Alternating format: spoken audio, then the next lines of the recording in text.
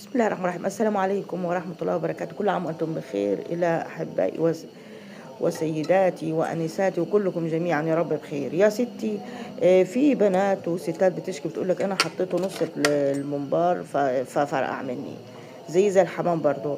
والله طريقة المطاعم هم بيعملوا بيديله غلوة من فوق وبيحطوه كده زي ما هو اللي يضمنوا الواحدة بوحدتها ما فيش واحد فرقع منه، عشان هو الكيلو غالي وتنظيفه بياخد وقت اغلى كمان منه. هو تنظيفه اغلى من ثمنه.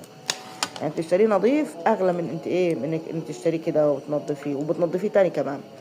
فانت عشان تضمن انه فيش واحده فيهم تفرقع وتكوني عاملاه بالليمون ومنقعاه ومنظفاه، خساره يعني هيبوظ.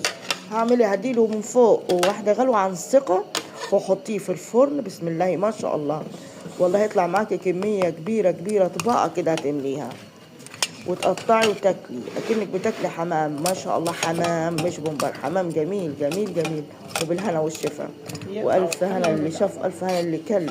وكل عام انتم بخير، يا رب يهنيكم يا رب ويفرحكم. ما تنسوش اللايك يا جماعه، اللي بتفرج ما تحطوش لايك ليه؟ حطوا لايك. يا ما تستاهلش والله. انت ما تحطيه في الفرن ولا واحده هتفرقع، هو زي الحمام ده يعتبر حمام. وشكرا. تاني يوم تحطيه في علبه كبيره او حله وتحطيه في الثلاجه. تاني يوم تطلعيه قبلها بنص ساعه وتحمري فيه. تحمريه كله بقى في الزيت على الفطار يبقى جاهز قبلها بيوم. وشكرا.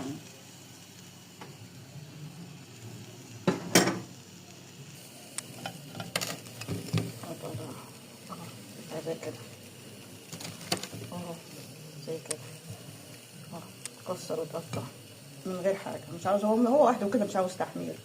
بالهنا والشفا اللي شاف واللي كل. ويا رب يهنيكم ويستركم كده وقومي اعملي احلى طبق ليكي ولعيالك ولجوزك.